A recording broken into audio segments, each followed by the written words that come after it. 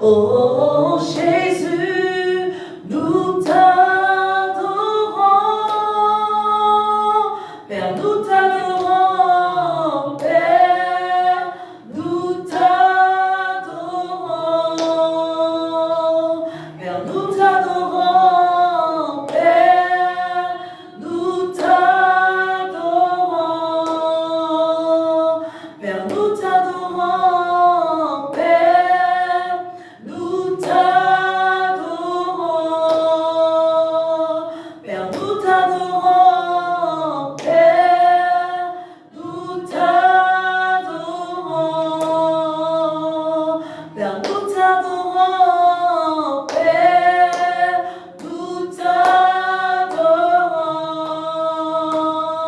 Père, nous t'adorons.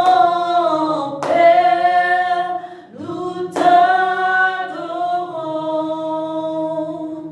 Nous allons recommander ces moments entre les mains de Dieu afin que les temps qu'il a mis à part pour nous enseigner, nous puissions bénéficier pleinement de ces moments parce que nous savons que lorsque nous venons recevoir de Dieu, nous dispose ton cœur, dispose ton intelligence afin que par les vertus du Saint-Esprit, tu puisses recevoir le renouvellement de l'intelligence autant pour moi et que tu puisses pratiquer la parole de Dieu, que tu auras pris soin d'écouter, de comprendre par sa grâce. Élève ta voix et prie.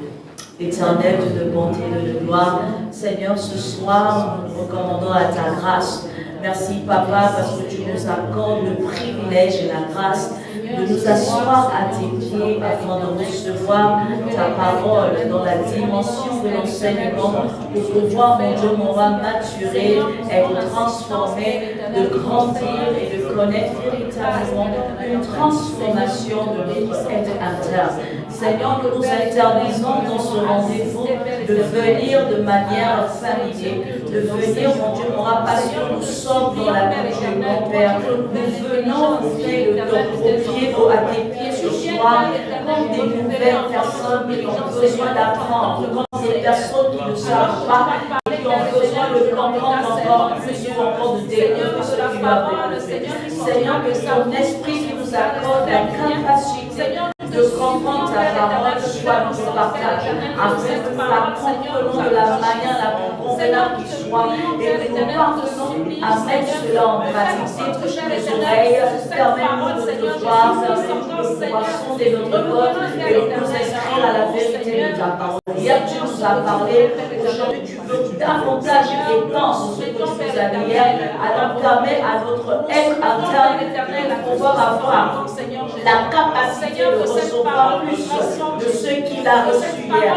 Merci Seigneur pour le vase dont tu vas te servir, que je suis à cœur de pouvoir enseigner, que tu me révèles ton ami enseignant, afin que je sois mon Dieu, mon roi, utilisé pleinement par toi.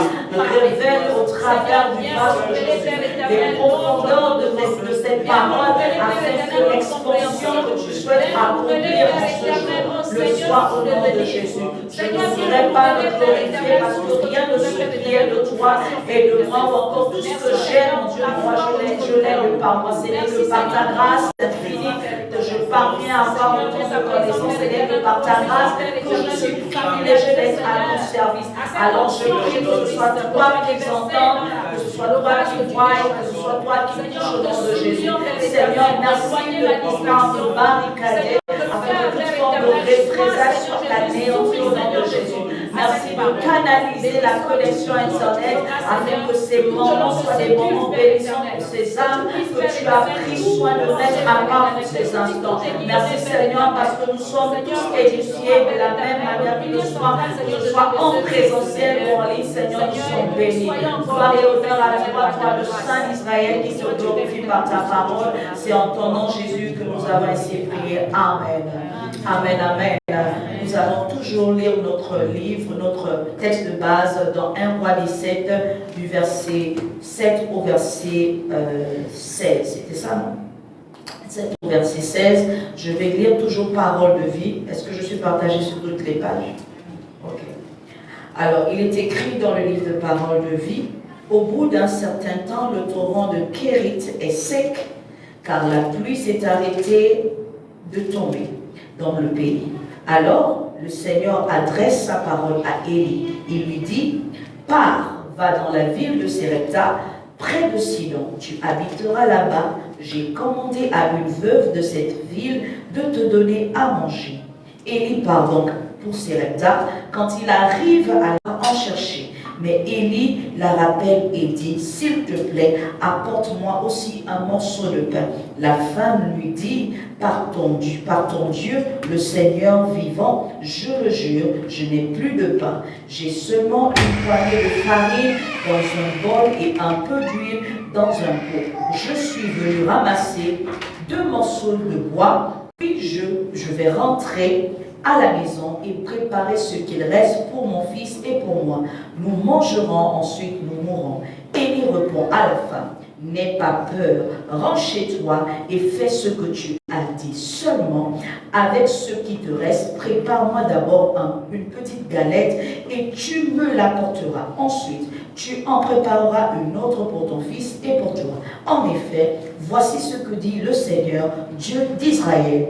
Dans le bol, la farine ne manquera pas, dans le pot, l'huile ne diminuera pas, jusqu'au jour où moi, le Seigneur, je ferai tomber la pluie sur la terre. La femme va faire ce que Élie lui a demandé et ils ont à manger pendant longtemps.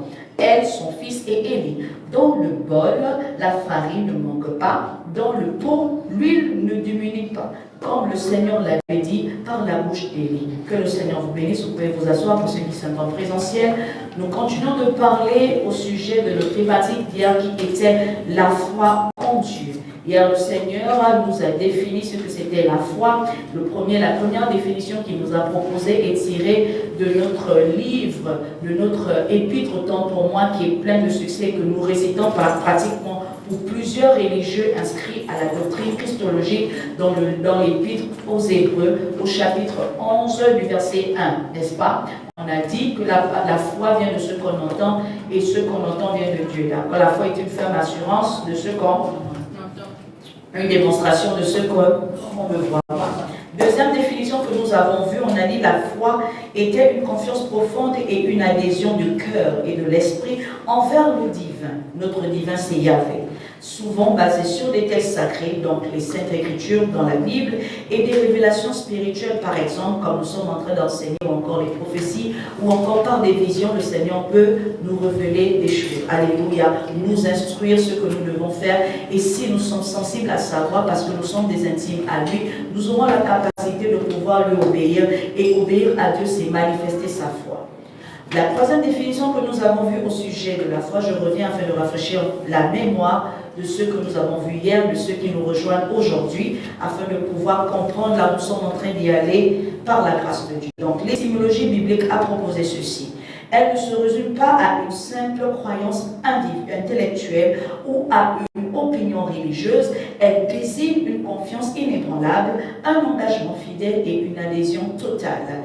Dans l'Ancien Testament, la foi se dit émoun ou en verbe émouna ou encore aman. Donc, pas très loin d'amen. Et on a dit, aman veut dire être sûr, être stable, soutenir et être ferme. Donc, on constate que la foi, en dehors de la définition que nous avons dans Hébreux 11 au verset 1, n'est pas seulement celle que nous manifestons par le fait que nous écoutons ou encore que nous entendons. Elle va bien plus au-delà d'entendre. Nous avons vu, par exemple, il faut être sûr, parce que c'est ce qui révèle de la foi. Il faut être stable, parce que c'est ce qui révèle de la foi. Il faut démontrer que nous sommes soutenus. C'est ce qui prouve que nous sommes véritablement dépendants de Dieu, que nous sommes véritablement soumis et obéissants à Dieu. Il faudrait que nous soyons fermes, c'est-à-dire que notre oui soit oui et que notre non soit non, qu'on ne doit pas vaciller selon les saisons, parce que les chrétiens de nos jours, lorsque nous sommes confrontés à des difficultés, nous avons tendance à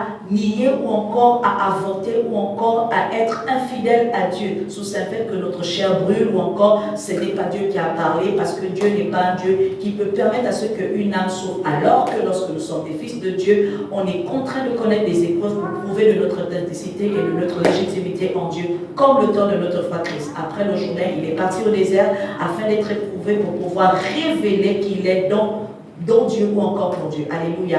Un fils de Dieu est obligé de connaître les épreuves afin de révéler sa véritable nature en Dieu.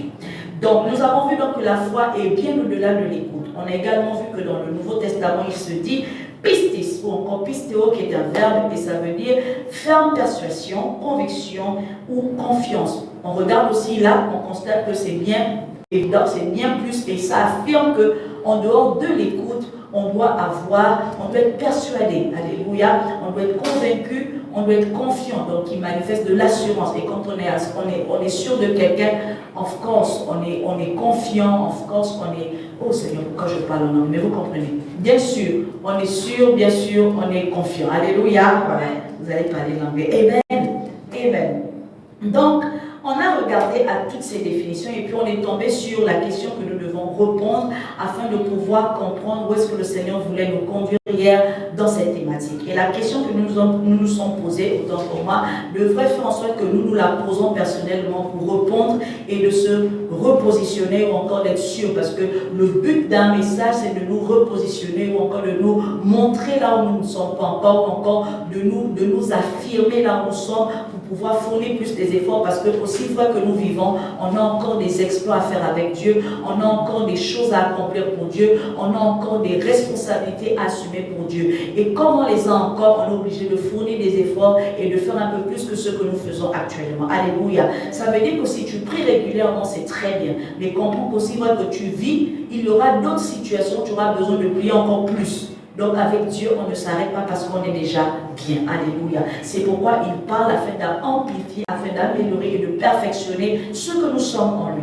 Est-ce que je cours bien dessus? C'est bon? Ok. Donc la question que nous nous sommes posée, à quoi est-ce que ressemble ma foi en Dieu? Alléluia. C'était ça la question.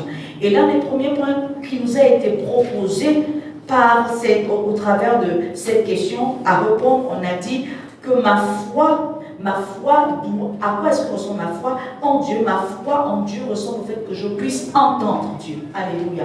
Donc j'ai la capacité d'entendre Dieu. Amen. Et pourquoi je le dis? On l'a dit de manière prophétique parce qu'on sous-entend que puisqu'on parle de la foi qui est manifestée en Dieu, je dois m'évertuer et je dois m'arranger à ne pas m'entendre moi.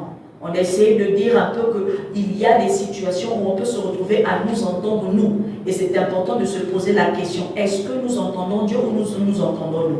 Mais ce soir, on reste prophétique. On se dit, on doit arrêter de nous entendre nous et de décider d'entendre Dieu. Parce que nous entendre nous sous-entend qu'on entend notre volonté, alléluia, on entend nos pensées, on entend nos émotions, on entend nos croyances. Parce que la croyance n'est pas seulement tournée ou encore portée vers le fait que nous croyons en Jésus-Christ. Il y a des croyances que nous avons placées par le fait qu'on se croit capable au travers de certains défis, encore au travers de certains travaux. Pour ceux-là, par exemple, qui recherchent du travail, je te dis, j'ai du potentiel, je crois à mon travail. Donc la croyance n'est pas que basée sur la divinité, mais sur ce qu'on peut déployer étant convaincu de soi. Alléluia. Donc il y a des croyances qui nous exigent de nous entendre nous-mêmes que d'écouter Dieu. Parce qu'on compte sur nos propres forces et on compte sur nos propres capacités. Et là, pour celui qui a la foi, il n'est pas d'ordre pour lui de pouvoir écouter sa croyance ou encore ses croyances, mais d'écouter Dieu parce qu'il croit en lui. Alléluia. Et on a également dit que pour ne plus être ceux de ceux-là qui s'écoutent eux-mêmes, il faudrait qu'on se mette dans une dimension où on n'écoute pas nos conditions. Parce qu'il y a notre environnement parfois qui nous pousse à croire, à écouter. Si tu es dans une atmosphère ou tu es dans une situation où tu es dans une réalité qui soit contraire à activer, à fermer ta foi, tu auras tendance à basculer. Parce que tu es oppressé, parce que c'est difficile. Donc tu vas écouter la condition actuelle qui est la tienne au lieu d'écouter la voix de Dieu qui te demande de pouvoir te calmer. Comme un peu les disciples lorsqu'il y a eu la tempête dans le bateau, alléluia, ils ont paniqué parce qu'elle était forte, mais pourtant Christ était dans la barque. Donc on doit être de ceux-là qui n'écoutent pas, qui ne recoutent pas à la tempête parce qu'ils regardent à comment elle est forte, mais qui font confiance à Christ qui est dans la barque parce que quand il est là, assurément nous allons sortir de la victoire. Donc nous devons éviter de nous écouter, nous. Alléluia. Les conditions actuelles que nous vivons sont l'espoir de demain qui va glorifier de notre vie. Donc le chrétien qui entend, ou celui qui a la foi comme toi et moi, doit être capable d'écouter la voix de Dieu, doit être capable de pouvoir croire à la parole de Dieu, qu'elle soit écrite dans les Saintes Écritures, ou qu'elle soit prêchée, ou encore qu'elle soit révélée par une prophétie, ou encore qu'elle soit dite dans un songe, dans une vision, et tu sais que c'est Dieu qui te l'a dit. Donc, on doit croire à la parole de Dieu parce que Dieu peut nous parler à nous-mêmes. Alléluia. Il n'y a pas que la parole écrite, je l'ai déjà enseigné, n'est-ce pas? Donc, Dieu parfois peut nous parler à nous-mêmes. C'est une parole qui nous est adressée personnellement afin de pouvoir lui obéir. On doit également être capable de pouvoir croire à la prophétie. Alléluia. Parce qu'une prophétie qui nous est annoncée par Dieu voudrait que nous rentrons dans son plan divin. Amen. Donc, celui qui a la foi en Dieu doit être capable de croire à la prophétie que Dieu lui a annoncée. Qu'elle soit biblique ou encore qu'elle soit prononcée de manière individuelle, tu dois réaliser qu'aussi fois qu'elle vient de Dieu et elle te pousse vers ton Dieu, tu dois y marcher, tu dois l'accomplir. Alléluia. Tu dois également croire au prophète parce que le prophète, le véritable, est envoyé de Dieu. Alléluia. Il parle de la part de Dieu, il révèle de la part de Dieu. Et il peut te montrer la direction là où Dieu t'attend. Amen. Donc lorsque tu écoutes un véritable prophète, pas ceux qui se sont convertis au faux, lorsque tu écoutes un véritable prophète, assurément tu seras quelqu'un qui va manifester de ta foi, un peu comme nous constatons avec la veuve de Sarepta. Alléluia. Le deuxième point que nous avons vu pour pouvoir révéler ou démontrer la foi que nous avons en notre Dieu et de comprendre. On a dit il faut que nous soyons capables de comprendre. Alléluia. Parce qu'il y a beaucoup qui entendent sans comprendre. Il manque de compréhension, il manque de sens. Parce qu'ils n'ont pas su ils n'ont pas su peut-être définir ce qui a été dit. Lorsque tu manques de définition, tu ne sauras pas te positionner. Ce sera complètement flou pour toi. C'est comme si on aura joué une langue chinoise et toi tu parles français. Alléluia. Il faudrait qu'on te traduise en français ce qui a été dit en chinois pour pouvoir exécuter la tâche. Alléluia. Donc il y a des prêches qu'on peut te donner. Si tu n'as pas la compréhension de ces prêches, tu vas rester la même personne. C'est pourquoi vous allez constater qu'il y a beaucoup de chrétiens, beaucoup de croyants qui, malgré le fait qu'ils soient exposés aux prédications, ne changent pas. Ce n'est pas parce qu'ils ne veulent pas pour certains, mais simplement parce qu'ils n'ont pas compris ce qui leur a été prêché. Mais le comble avec cela, c'est qu'on ne doit pas seulement jeter la pierre aux prédicateurs. On doit également jeter la pierre aux croyants fidèles. Pourquoi? Parce que lorsqu'on veut connaître, lorsqu'on veut comprendre, on va à la source. Ça veut dire qu'on revient avec des questions. C'est pourquoi pendant l'enseignement, on vous pose la question, est-ce que vous avez compris? Parce que vous êtes en train de m'écouter là, mais certainement vous n'allez pas me comprendre si vous ne posez pas la question. Parce que la question qui est posée, elle est posée par rapport à votre niveau d'intelligence. Elle est posée par rapport à votre niveau de réalité. Donc, lorsqu'on vient dans une atmosphère écouter quelque chose, que ce soit même à l'église ou encore dans les formations, un bon élève pose des questions. Parce que même s'il pense avoir compris, en posant les questions, il va mieux comprendre. Et c'est souvent là où il se démarque parmi les autres. En ensemble. Donc, poser des questions permettra que tu sois plus compétent, plus efficace et plus lucide. Alléluia. Donc, quand on veut comprendre, on va à la source. On va comprendre. L'Esprit de Dieu révèle. Il est la personne qui nous révèle les mystères cachés. Qui nous facilite la compréhension des codes spirituels. Donc, si on veut comprendre Dieu dans sa volonté, il faudrait qu'on collabore avec le Saint-Esprit. Hier, je suis passée par là, n'est-ce pas? Il faut collaborer. Là, je dis, il faut avoir une relation véritable avec le Saint-Esprit. Le Saint-Esprit est une personne qui a besoin d'être considérée par toi, le croyant. Si tu le laisses quelque part, il ne va pas se sentir invité et il ne va pas se forcer parce qu'il est gentleman, comme on dit en anglais. A gentleman, how can I put it? Je crois que vous comprenez. Un galant. D'accord? Il est très galant, il est doux. C'est pourquoi je dis souvent, le Saint-Esprit n'agite pas généralement. Il est tellement doux que lorsqu'il vient dans une atmosphère, c'est vrai qu'il est pesant, mais il n'est pas agité. Donc le Saint-Esprit t'observe, il est là, il attend juste que tu lui dises bienvenue et que tu commences à coopérer avec lui, à collaborer avec lui. Parce que la vérité, c'est qu'il ne peut pas se sentir libre dans une vie où il se sent comprimé par rapport aux œuvres de la chair qui sont tellement présentes. D'accord? Donc, si tu veux collaborer avec lui, ça veut dire qu'il va te révéler des choses qui sont toxiques et qui t'empêchent de recevoir la pleine révélation de Dieu. Et là, ça va commencer à te mener dans un chemin de la sanctification. Parce que nous ne sommes pas encore saints, mais nous cheminons vers la sainteté. Donc, nous sommes sur la voie de la sanctification. Aucun homme, même qu'il soit croyant, n'est pas encore saint. Il est seulement sur le chemin de la sanctification. Donc le Saint-Esprit, pendant notre parcours, pendant notre pèlerinage, alors que nous sommes des chrétiens inscrits dans le Seigneur nous permet de pouvoir faciliter notre terminus de sainteté par le fait qu'il nous oriente comment se sanctifier. Alléluia. Donc collaborer avec lui va faciliter de te faire comprendre ce que Dieu attend de toi et ce que Dieu ne veut pas que tu fasses. Et dans ça, tu vas voir que la mise en pratique sera plus facile. Alléluia. Tu vas constater que même si tu ne mets pas en pratique, ce sera des gaietés de cœur. Alléluia. Quand tu as compris que tu ne peux pas mettre en pratique, à ce moment tu fais exprès, tu es considéré comme étant un rebelle.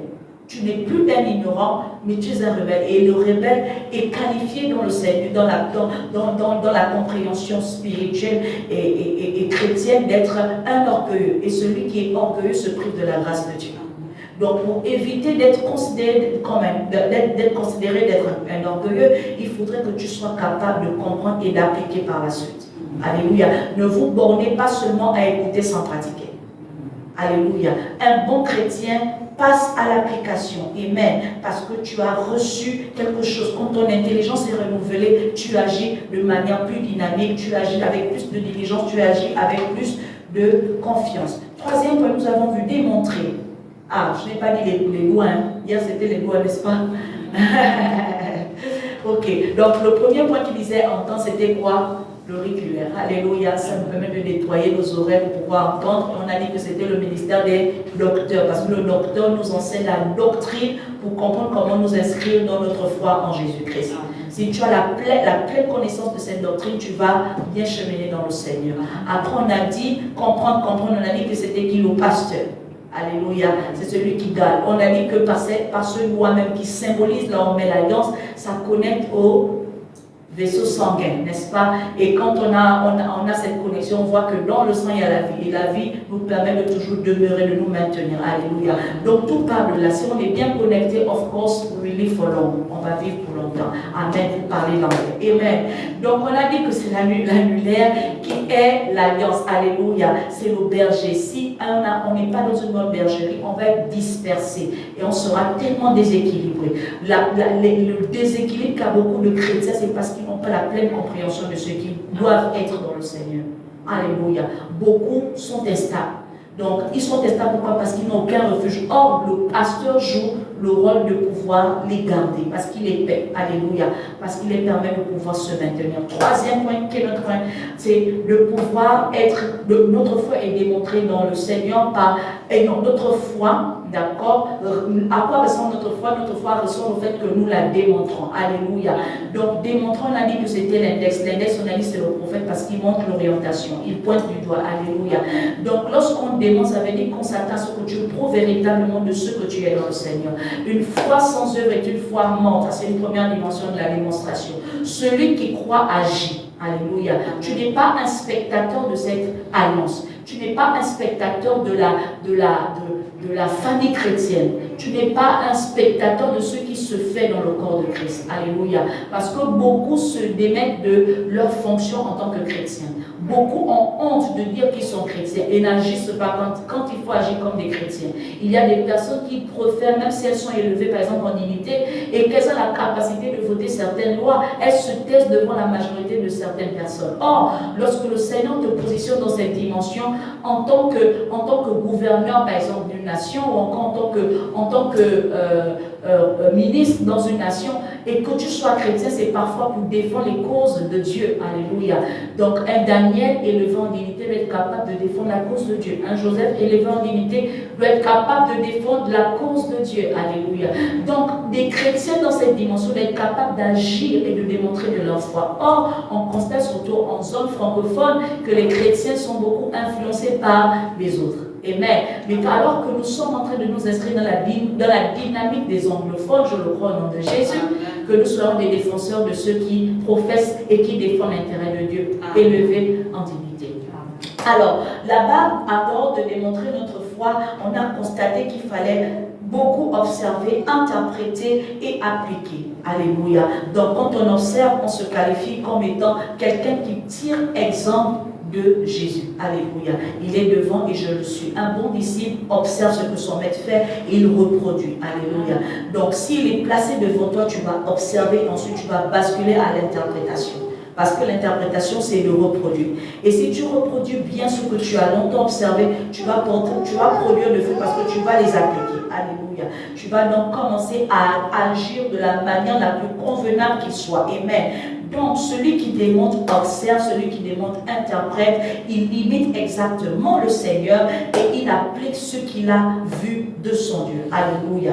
Quatrième point, nous avons dit que c'était le majeur. Le majeur, c'est l'évangéliste. Il a un peu au-dessus, donc la devenance. Clairement, lorsque tu es devenu, on le sait. Amen. Quand tu deviens, on le sait. Vous avez constaté qu'avant que tu sois en Christ, on savait que tu n'étais pas en Christ. Désormais que tu es maintenant en Christ, on peut voir la différence. Alléluia. On n'a pas encore vu la différence chez toi. Si on n'a pas encore vu la différence chez toi, c'est qu'il y a un problème. Amen. Tu as encore l'ami de Satan. Amen. Mais si on commence à dire que mais toi tu es un peu bizarre depuis que tu ne vas pas à l'église, alors c'est que ça commence à venir.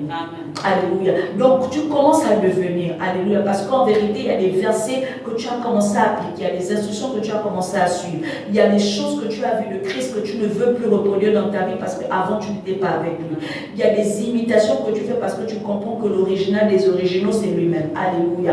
Donc on commence à apprécier parce qu'il y a des effets dans ce que tu as appliqué, il y a des effets dans ce que tu as observé. Il y a des effets dans ce que tu as décidé d'interpréter. Et là, on voit que tu es quitté d'un état pour un autre. Alléluia. On voit que la personne que tu étais hier n'est plus la personne que tu es aujourd'hui. Tes pensées sont alignées à la vie de Dieu. Alléluia. Tu portes véritablement la nature de celui-là qui aujourd'hui a fait de sa vie la propriété de Dieu. Alléluia. Tu t'inscris dans cette dimension où ce n'est plus moi qui vis, mais c'est Christ qui vit en moi. Alléluia. Je n'ai plus le contrôle de mes volontés, mais c'est Dieu qui a le contrôle de ma volonté. Alléluia. I give myself away because God is using me and I belong to God. Amen. J'arrive à m'abandonner à Dieu parce que c'est Dieu qui a le plein contrôle de ma vie. Alléluia. Je me livre, je suis à Gethsemane comme Jésus-Christ et je dis, pas ma volonté, mais ta volonté. Amen. Donc la capacité d'arriver à ce niveau dépend de l'application que tu auras fait en toi. À ce moment, on voit les fruits que tu portes. Dans Galates 5, verset 23, on voit véritablement comment on nous démontre ceux-là qui portent les fruits de l'esprit. Alléluia. On peut apprécier la patience en toi. On peut apprécier la fidélité en toi. On peut apprécier la maîtrise de soi en toi. On peut apprécier agapéo en toi. On peut apprécier, qu'est-ce que vous pouvez citer, la douceur en toi. Alléluia. On peut apprécier la joie. La joie, comme je le dis, qui n'est pas émotive. Alléluia. La joie, c'est la capacité de se contenter. Amen. La capacité de pouvoir assurer une certaine confiance au fait que Dieu prend soin de toi, même quand tu es dans la disette. Alléluia. Donc ceux qui sont dans la joie, ce n'est pas ceux qui se passent, je suis content. Non, ce n'est pas ça avoir la joie, parce que le monde donne une joie, une satisfaction, mais ce que Dieu donne dans lui qui est la joie est plus mature. Amen. Au point où tu sais que même quand il n'y a rien, la stabilité que tu as est une joie.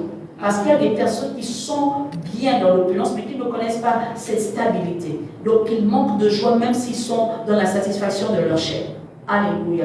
Donc, celui qui porte de ses fruits a la capacité de se démontrer. Et dès que tu as la capacité de devenir, et quand tu deviens, on tire exemple de toi. On veut te suivre. L'évangéliste, qu'est-ce qu'il fait? Quand il va dehors, il emmène les autres, alléluia, à être et à devenir comme lui. Amen.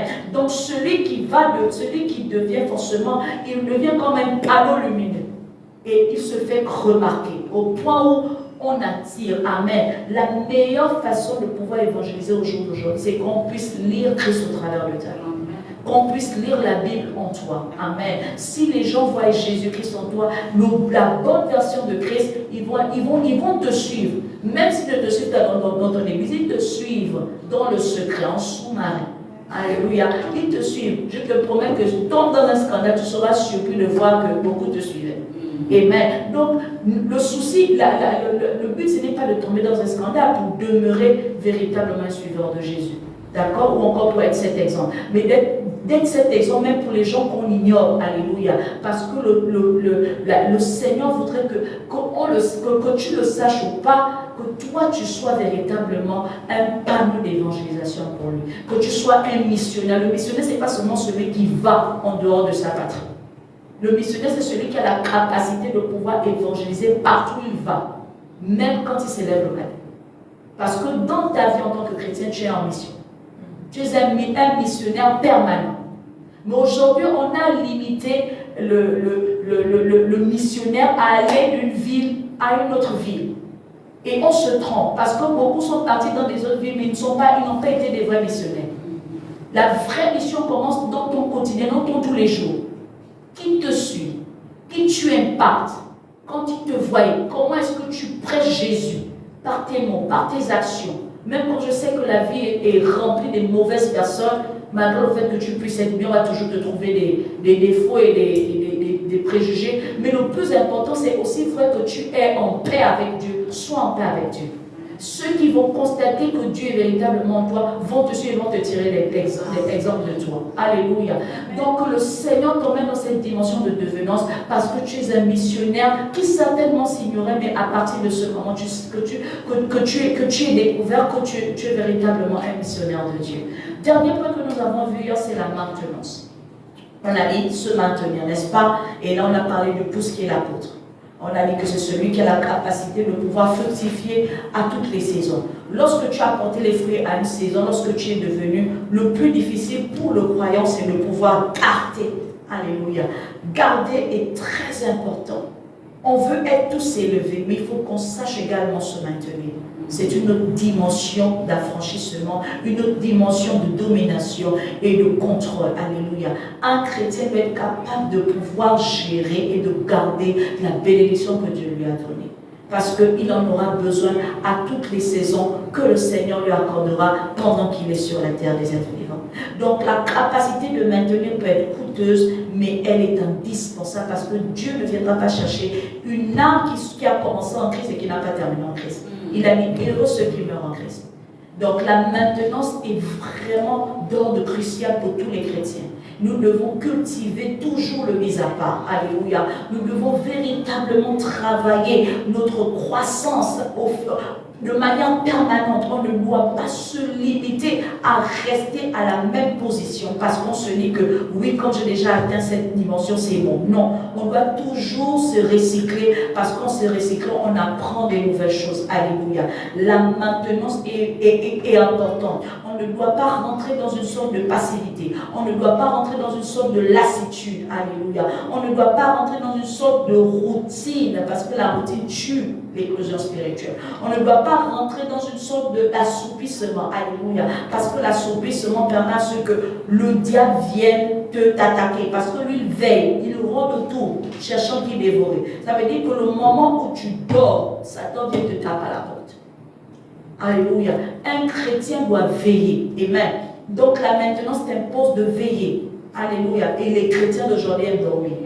Les chrétiens d'aujourd'hui n'aiment pas fournir les efforts. Les chrétiens d'aujourd'hui vont fuir vers les personnes qui favorisent et qui propagent la facilité, qui accusent, qui découragent de fournir des efforts. Alléluia. Non, ne partez plus à l'église parce que les églises sont fausses. Et puis oui, ils sont là. Comme ils ne voulaient pas se déplacer, ils restent aussi là. On vous demande de prier tous les jours. Les démons là, vous cherchez les mêmes démons. Alors qu'ils ne savent même pas que la prière, ce n'est pas parler seulement. La prière, c'est la communion.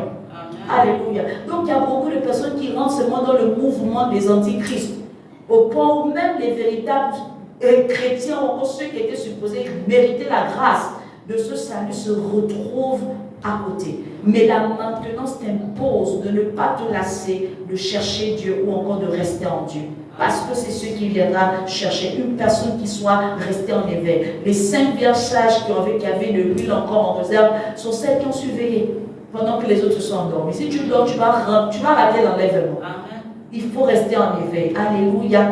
Apprenons à rester en éveil. Il faut appartenir à une communauté. On a également dit ça. Parce que quand on est ensemble, on ne nous atteint pas facilement. Un solitaire chrétien est vulnérable, spirituellement et pour le monde. Alléluia. Lorsque tu es en Christ, arrête d'être solitaire parce que tu dis que tu évites les problèmes, parce que tu dis que tu es autosuffisant. Non, on ne s'autosuffit pas seul. Et le prophète Élie était bien loin, n'est-ce pas? Mais il avait besoin de la vie de ses repas pour manger. Malgré son onction, il avait besoin de physique. Donc on doit savoir équilibrer, alléluia, pour pouvoir atteindre la dimension de la satisfaction que Dieu cherche à venir chercher lorsqu'il viendra. Amen. On doit également garder, protéger notre cœur. Alléluia. Rester intègre, quelles que soient les épreuves. Ça aussi, c'est d'ordre de la maintenance. Si Job n'était pas resté intègre, lorsque Dieu devait le bénir, il n'allait pas être béni doublement. Alléluia. Il y a des bénédictions qui requièrent de rester intègre à Dieu. Si tu ne maintiens pas, tu vas perdre les bénédictions doubles.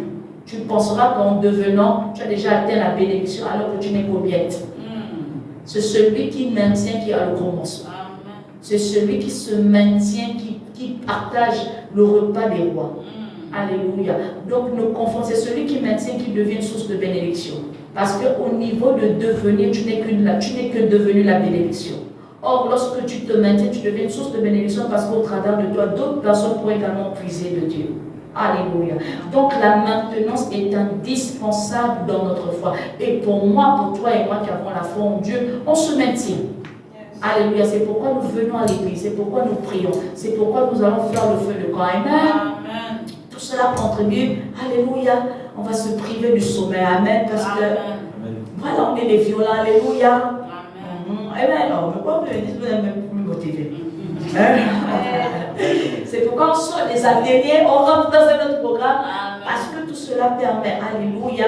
Et puis il y a des temps où on se repose parce que tout cela permet également. Amen. Donc on s'est équilibré parce que nous avons compris. Aujourd'hui, je voudrais que nous parlons de 4 points qui sont importants pour nous afin de pouvoir comprendre pourquoi. Toujours au sujet de la foi, amen. La question aujourd'hui, c'est qu'est-ce qui nous arrive généralement lorsqu'on a la foi en Dieu? Amen. Donc, à quoi ressemble la foi? On l'a répondu hier, n'est-ce pas? Mais qu'est-ce qui nous arrive lorsque nous disons ou lorsque nous avons la foi? Ou généralement, lorsque la foi est active en nous, c'est mieux. Amen. Si tu te retrouves dans ces 4 points, c'est bien. Amen. On a Élie qui quitte sa terre parce que le torrent de Kérit est sec. La pluie s'est arrêtée de tomber. C'est lui-même qui a favorisé la pluie. Là, je vous ai dit ça hier, non? Qui a favorisé la cessation de pluie là, n'est-ce pas? La cessation, c'est ça? C'est ça le mot? Qui a arrêté la pluie? Vous savez bien, hein? Jesus. To stop the rain. Alléluia. Amen. Yeah. The rain stopped. Ok. Là, c'est mieux, non? Quand ça ne se fait pas, hein, bien pasteur, bien évangélique. Quand ça ne vient pas en français, donne en anglais. Hein? Le pasteur traduit. Vous en espagnol, yeah. On va parler en espagnol. Un poquito. Ok. Donc, il quitte un lieu qui lui est familier. Parce qu'il y a manque. Parce qu'il n'y a plus rien. Et j'ai dit hier que dans cette histoire, il n'y a pas que la veuve de Sarepta qui a démontré sa foi. Quand on est chrétien, ou encore même quand on est élevé en titre, on doit toujours prouver de notre foi. Alléluia. Parce qu'aujourd'hui, on a l'impression que les fidèles sont ceux-là qui sont obligés de démontrer leur foi en Dieu à peut-être le leader, alors que autant les fidèles démontrent leur foi, le leader également se doit démontrer.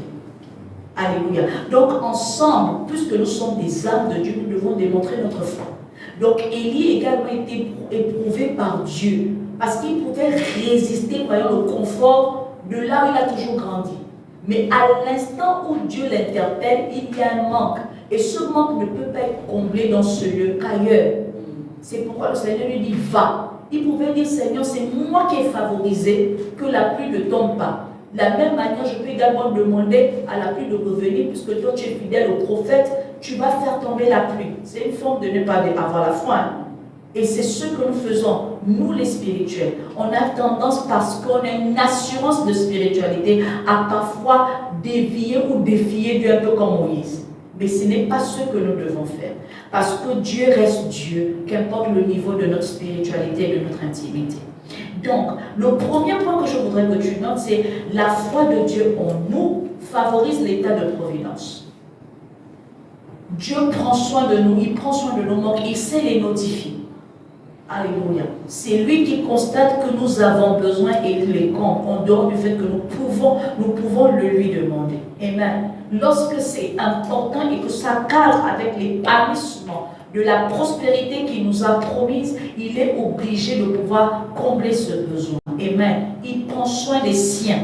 Alléluia. Celui qui a la foi en Dieu est considéré comme privilégié de Dieu. Amen. Dieu se rassurera, est-ce qu'il qu'il a à manger, est-ce qu'il a à boire, est-ce qu'il a un toit? Parce qu'il est un privilégié de Dieu, sous ce fait qu'il a la foi en Dieu. Donc il croit, il dépend de Dieu.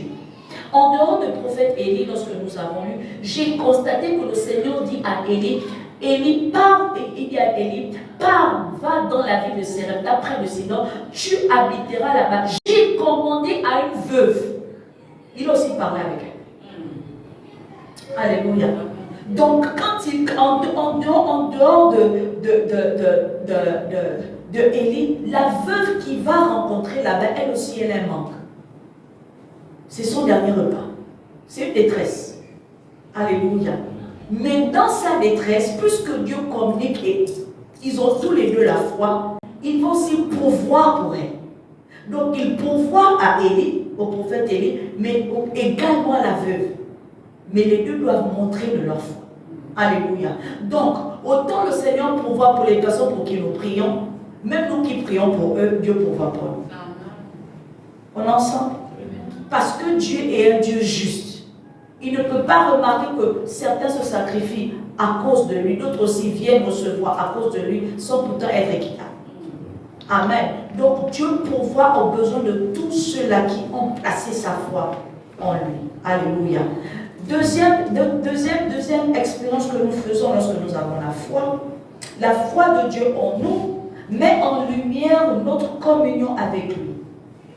Car facilement, il parvient toujours à communiquer avec nous. Car facilement, il parvient toujours à communiquer avec nous. Alléluia. Donc, toutes les fois que j'expérimente la présence ou encore que j'affirme d'avoir la foi en Dieu, j'aurai une facilité de communiquer avec lui. Parce que je communie avec Dieu. Alléluia. Dieu est libre. Il a parlé à Élie. Et il a aussi dit qu'il a commandé à la veuve. Ça veut dire qu'il a eu aussi une communication avec elle. Alléluia. Il a parlé avec les dieux. Et même, il est allé vers les deux et il a fait entendre sa volonté. Amen. Dieu ne va jamais se taire dans la vie de quelqu'un qui place sa foi en lui. Jamais. Dieu parle toujours. Alléluia. Aussi vrai que tu restes connecté à lui, il te parlera toujours. C'est pourquoi c'est très dangereux de se déconnecter dans sa communion avec lui. Tu dois toujours la cultiver, tu dois toujours t'exposer à la communion avec Dieu. Parce que c'est ce qui va favoriser la communication entre Dieu et toi. Tu sauras ce que tu dois faire à chaque saison et ce que tu ne dois pas faire. Alléluia. Donc celui qui a la foi de Dieu en lui sera toujours en communication avec Dieu. Amen. Dieu va toujours te révéler. Amen. Troisième point. La foi en Dieu nous pousse, autant pour moi, au sacrificiel et à l'extrême. Vous suivez, non, par rapport à la lecture que nous avons eue? Il a communiqué avec, n'est-ce pas? Voilà. L'état de providence, c'était le dernier repas. Vous voyez un peu la logique, non? Voilà. Et là, à ce niveau, nous voyons que tous les deux personnages démontrent une position sacrificielle. La foi en Dieu en nous pousse au sacrificiel et à l'extrême. La foi de Dieu en nous pousse au sacrificiel et à l'extrême. Les personnes qui ont la foi en Dieu sont très sacrificielles. Les personnes qui ont la foi en Dieu sont prêtes à tout pour Dieu. Parce que leur intérêt premier, c'est celui de Dieu. Ils ne reculent pas devant l'intérêt de Dieu. Ils appliquent véritablement Matthieu 6, verset 33. Ils poursuivent l'intérêt. Dieu est priorisé dans tout. Ils ne font aucun projet sans consulter Dieu. Ils ne se mettent dans aucune voie sans que Dieu ne les précède. Un véritable dépendant de Dieu qui prouve de sa foi en lui sera toujours à l'extrême. Il sera un extrémiste. Alléluia. Parce que la dépendance, la présence de Dieu est tellement en lui qu'il ne peut pas s'en défaire. Et là, à ce niveau, parfois on a l'impression d'avoir affaire à des personnes soit cruelles ou encore des personnes beaucoup naïves ou encore des personnes insensées. Regardons la condition de Élie. Élie, le prophète Élie, est face au fait qu'il est obligé de se présenter comme étant un cruel. Pourquoi? Il sait bien que la femme, c'est son dernier repas. Mais malgré la connaissance de cette réalité, il lui dit quand même, donne-moi donne-moi d'abord à manger. Dans d'autres versions, c'est même plus drastique. Commence par me donner à manger. Moi, je veux manger. Son dernier repas, là, donne-le-moi. Si tu es un homme simple, tu constates quelqu'un qui fait une offrande sacrificielle alors qu'elle n'a pas, tu vas penser que la personne qui reçoit est méchante. Parce qu'aujourd'hui, on a des personnes qui vont dire, oh non, quand vous voyez quelqu'un qui n'a rien, il vient donner parce que le pasteur n'avait qu'à rembourser, il prie, il donne. Non.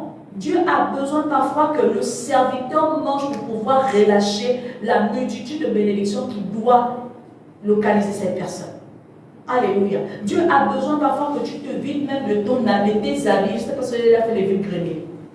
Que tu te vides de tes habits. Tu vas peut-être à l'orphelinat donner. Parce qu'au travers de ce donner, tu vas recevoir plus. Dieu peut permettre que tu donnes quelque chose qui est cher à une personne qui en a véritablement besoin pour te donner ce que tu espères. Parce qu'on ne peut pas venir habiter un lieu déjà habité. Alléluia. Il faut donc qu'on le déloge pour que tu reçoives. Il y a des bénédictions plus grandes que Dieu a mis sur ton chemin. Mais il attend que tu enlèves la bénédiction que tu penses qu'elle est déjà grande dans ta vie. Alléluia. Il y a quelque chose que tu chéris, que tu penses que c'est bien, que c'est déjà bon pour toi. Mais Dieu a quelque chose de meilleur. Ou encore, il y a quelque chose que tu espères de Dieu, le plus grand. Mais tu n'arrives pas à te débarrasser de ce qui est moi. Donc Dieu se dit, mais je ne peux pas venir ajouter sur ce qui est déjà là. Enlève d'abord pour que je vienne poser. Alléluia. Amen. Donc il faut, quand on te dit de le faire, on va penser qu'on est cruel. Alors que c'est un sacrifice. Il n'y a que les personnes sensibles qui peuvent comprendre ce langage spirituel. Amen. Amen. Et faire cet extrait.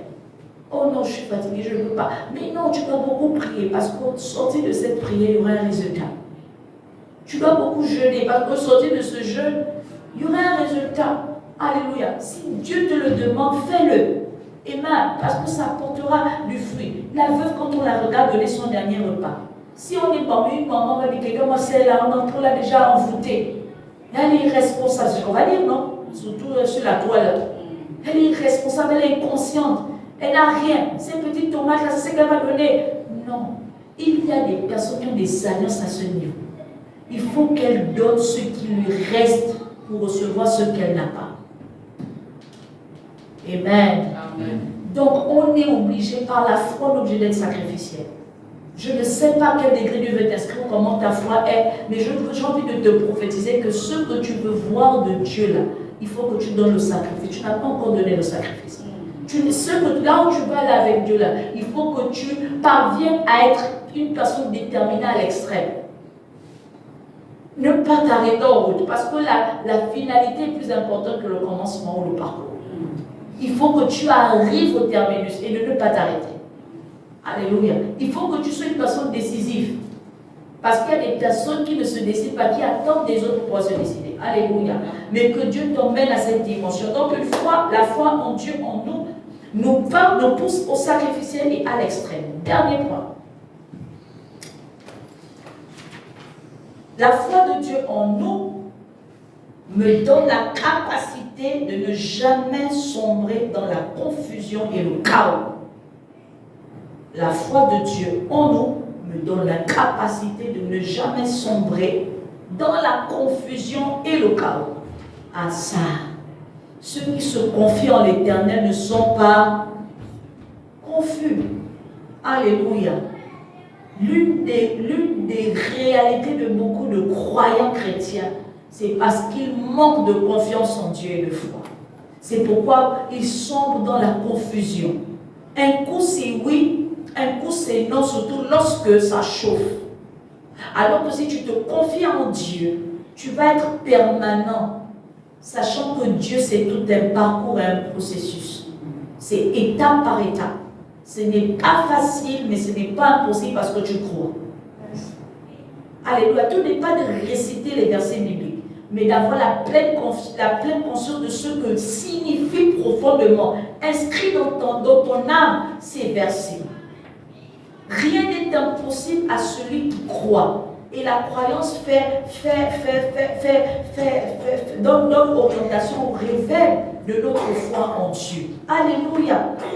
Donc si tu as la foi en Dieu, tu ne peux pas douter de ce que Dieu t'a donné pas. Même quand ce n'est pas facile. Amen. Si je n'avais pas la foi en Dieu, je crois que toutes ces visions-là se seraient arrêtées depuis longtemps. Parce que les ministères, il n'y a pas plus difficile que de conduire des ministères. Que ce soit le ministère des femmes, dès lors que tu fais une œuvre de Dieu, ce n'est jamais facile. Amen. Mais il faut que tu aies véritablement entendu de Dieu pour pouvoir demeurer qu'importe les saisons. Alléluia. Et t'éviter les chaos. Amen. Et même quand tu rentres dans certains chaos, tu comprends que c'est la volonté de Dieu au point où tu n'es pas dans la confusion, mais tu gardes espoir. Parce que Dieu est fidèle à ce qu'il a dit. Amen. Peu importe ce par quoi tu traverses, tu connaîtras que Dieu est fidèle. Amen. Dieu n'a pas permis que Élie puisse connaître la honte de sa sécheresse occasionnée par le fait qu'il ait prophétisé en lui permettant de pouvoir aller à Sérepta. Pas parce qu'il voulait dire à prophète Élie que tu es faux, mais parce qu'il voulait garder cette fidélité, cette confiance en lui. Amen. Parce que Élie devait peut-être avoir peur encore de réprimander ces personnes. Tout ce fait qu'il ait subi le fait que le torrent ne produise plus. Amen. Donc une autre dimension également qui prouve de l'absence de la confusion qui n'était pas en la veuve de Sérepta, c'est sa capacité de ne pas être égoïste, de se rendre compte que Élie n'est pas égoïste, parce que si elle regardait à l'homme qu'au serviteur, je suis presque persuadée qu'elle aurait manqué quelque chose. Alléluia. Donc il y a des dimensions où tu auras l'impression, parce que quand on va même dans la dimension spirituelle, Élie représente Dieu devant la veuve de Sérepta. D'accord, mais c'est pas là-bas je sors de partie. Donc si tu regardes à la dimension de la veuve de Sérepta face à Élie, le prophète Élie, tu vas constater qu'elle était juste positionnée dans le fait que si Dieu le demande, je dois le faire. Elle n'a pas dit qu'il est égoïste pour pouvoir refuser. Elle n'a pas raisonné, alléluia. Elle s'est dit c'est Dieu. Elle n'était pas dans la confusion en disant que, mais attends, je suis en train de faire quoi? Je donne mon dernier repas, mon fils va mourir, moi je vais mourir. Non, elle n'a pas dit ça. Elle a juste obéi. Amen. Celui qui a la foi en Dieu obéit au point où même quand ça chauffe, quand c'est son reste, il a tellement confiance en Dieu qu'il le fait aveuglement. La foi est aveugle, la foi est une folie. Que le Seigneur vous bénisse. Est-ce qu'il y a des questions? Y a-t-il des questions? Ou bien vous attendez seulement le feu de camp? Oui? Ah, plus fort, je t'écoute. Comment faire la différence entre ma propre logique humaine et la compréhension spirituelle de la volonté de Dieu? Très belle question. Les enfants là. À cause de ces choses spirituelles maintenant. Ok, bon. L'un des premiers points pour toi de comprendre que là, c'est mon intelligence qui est en pleine fonction, c'est quelle est l'intention que j'ai parce que je vise un but qui soit de moi ou encore de Dieu. Parce que quand tu as une intention en toi, d'accord, il faut que ça vise un intérêt. Et il y a des intérêts qui peuvent être les nôtres de manière personnelle et celles qui peuvent être de Dieu. D'accord? Donc, lorsque tu manifestes ta logique pendant que tu es en train d'accomplir un but, s'il est personnel, c'est normal que tu as besoin de penser, tu vois, d'accord? Maintenant, s'il est pour Dieu, c'est pas normal que tu puisses d'abord, tu puisses compter sur ton intellect. À ce moment, tu auras la paix de Dieu en toi, parce que tu sais qu'en accomplissant cela, Dieu sera en train de se glorifier dans le but. En fait, c'est progressivement que tu auras la capacité de savoir ce que je fais pour moi, et ce que je fais pour Dieu, Je prends un exemple à l'école. Lorsque tu réfléchis en plein examen, est-ce que tu réfléchis à cause de Dieu? Parce que tu vas atteindre des résultats. Mais dans la réflexion, la spiritualité qui devrait être la tienne en Christ te permet de faire en sorte que Dieu dans ta vie facilite une réflexion intellect à ton niveau humain pour que tu puisses bien répondre et avoir des résultats.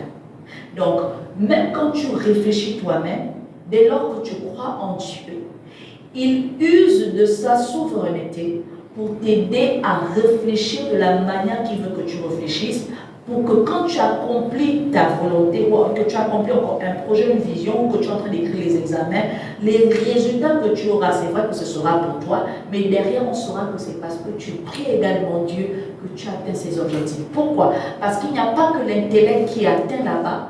Dans le monde des esprits, parfois on a des condisciples de classe qui viennent embêter les autres spirituellement. Donc Dieu rassure que tout soit en forme pour que pendant que toi tu écris, s'il y a des énergies spirituelles, tu ne sois pas déstabilisé, mais que tu parviennes à avoir la victoire.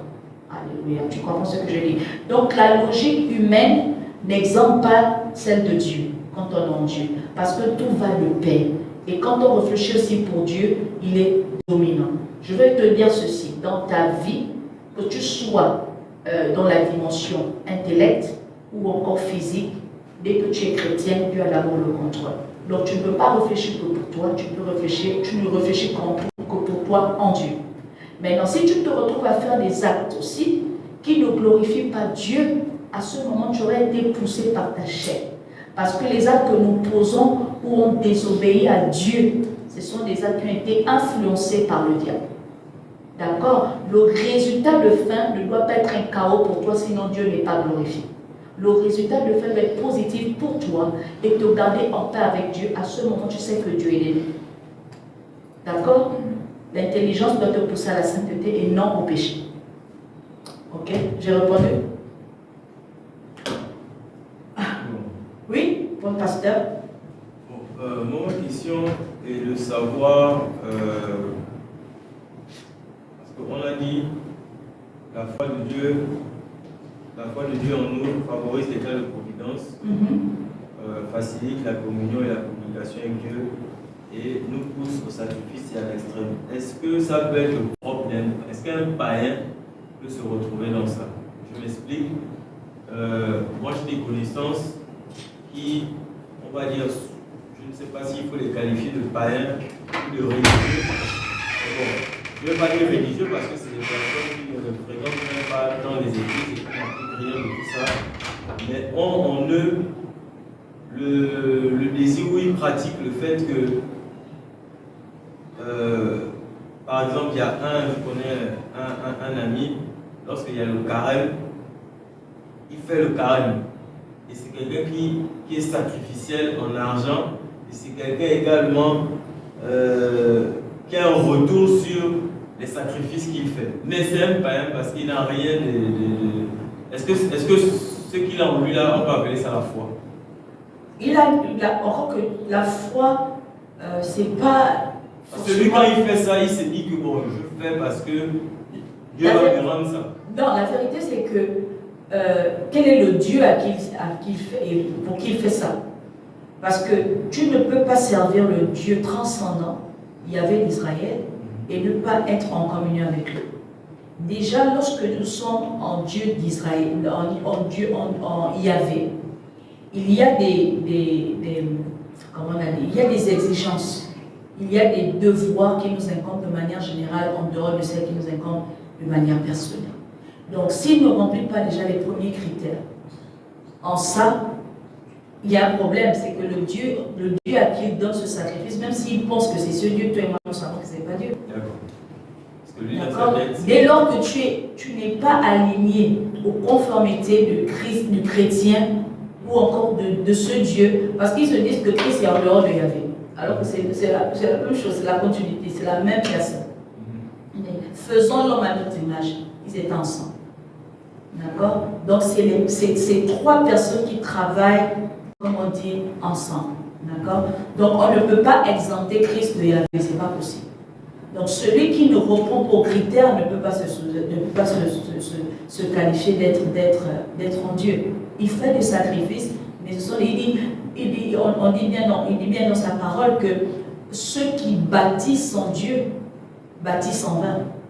Donc ça veut dire que tu peux donner ton sacrifice dès lors que Dieu n'est pas au centre, dans une adoration d'obéissance et de soumission, il ne se sent pas impliqué. D'accord? Parce que l'obéissance vaut mieux que le sacrifice. Donc, s'il donne le sacrifice plus que l'obéissance, c'est qu'il y a un problème. Or, dans l'obéissance, il y a la soumission. Ça veut dire quoi? Les devoirs, là, tu dois les faire.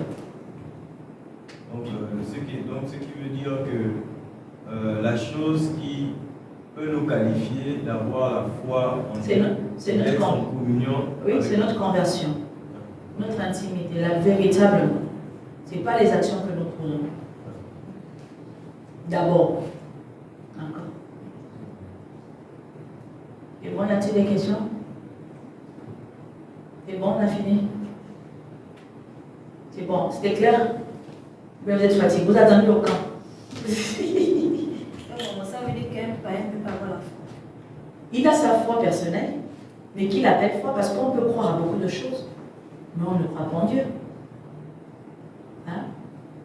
Tu peux avoir foi en tes capacités intellectuelles, c'est une foi. À quel niveau tu définis ta foi? Parce qu'il y a beaucoup comme ça, lui s'est dit que bon, de manière tu peux avoir foi en quelque chose, mais ce n'est pas la foi en Dieu. Ce n'est pas la foi en Dieu. Parce que la foi en Dieu te pousse à croire en Dieu. Or, pour croire en Dieu dans la nouvelle alliance, il faut confesser Christ. Oui. Tu ne peux pas dire que tu pries Dieu transcendant Yahvé sans confesser Christ. Surtout que tu n'adhères pas à une autre religion, par exemple, qui dit adorer un Dieu transcendant, comme les musulmans par exemple. D'accord? Donc tu peux avoir des croyances, mais qui ne sont pas celles qui s'alignent à nous. Est-ce que les initiés ne croient pas? Ils se disent qu'ils prient le véritable Dieu. D'accord? Mais reste à savoir. Est-ce que les occultistes ne croient pas? Est-ce qu'un intellect ne croit pas son intelligence? Est-ce que le maman ne croit pas ses enfants? Donc, sur quoi tu bases ta croyance? Tout n'est pas quoi qu'on dit que parfois beaucoup disent Dieu, Dieu. On parle de créer Dieu. Parce que même nous-mêmes, en notre image, nous sommes des dieux. C'est juste un problème de, on appelle comment, le détail en fait. C'est pourquoi quand on fait les choses, on fait les choses juste dans le, il faut être dans la précision. Surtout lorsque tu veux véritablement impliquer le spirituel. Parce que eux-mêmes, quand ils le disent, ils sont leur intention est très arrêtée. Il va te dire, je crois. Là-bas aussi, on jeûne, hein. Ils jeûnent là-bas. Ils se privent, ce sont des privations. Le spirituel a un régime qui est pratiquement similaire partout. La différence, ce sont les sources. Ils jeûnent, ils sacrifient, oui, ils ont les paroles, ils signifient, ils prient, ils incantent, ils invoquent. Nous faisons aussi ça, non? Mais la différence chez nous, c'est la source. La femme, on appelle comment, le python, la femme qui prophétisait avec l'esprit de python, elle voyait. Elle voyait. Ce sont les sources. Quelle est ta source? Si sa source n'est pas bien, c'est que c'est pas bon. C'est bon, ça s'est posé là-bas. Hein? Ah, c'est éteint? C'est pas le puzzle là? Oui. Il faut faire glisser dans... Non, faire glisser dans la case. C'est bon. Il faut que ça s'ajuste. C'est bon? Ça refuse. J'ai mis dans la case. Impossible de vérifier.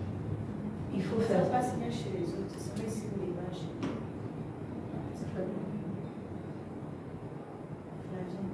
C'est bon? On va prier, je crois qu'on a terminé, non? Oui. C'est bon? On va prier. Mais est-ce qu'il y a du bon même? Voilà, c'est bon. 6.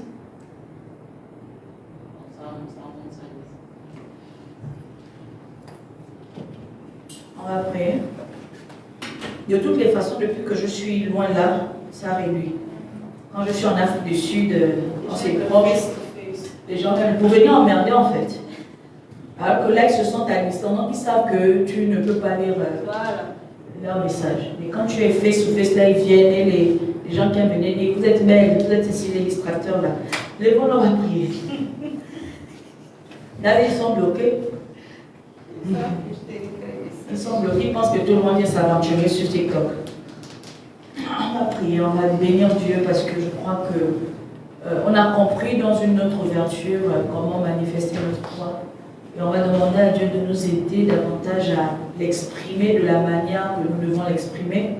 On va demander à Dieu de nous permettre d'également vivre, parce que tout n'est pas d'exprimer, de vivre aussi pour nous encourager. Alléluia. Que le Seigneur nous aide à atteindre un niveau de foi en lui qui nous permet de se sentir bien. Alléluia. Élevons notre voix. Éternel, Dieu de bonté et de gloire, Seigneur, je te bénis. Merci pour ce thème qui nous a fait du bien hier aujourd'hui. Seigneur, tu nous as parlé d'avoir la foi en toi. Et je te bénis parce que la manière que tu as pu développer cette thématique a enrichi la compréhension que j'avais hier, oh Seigneur.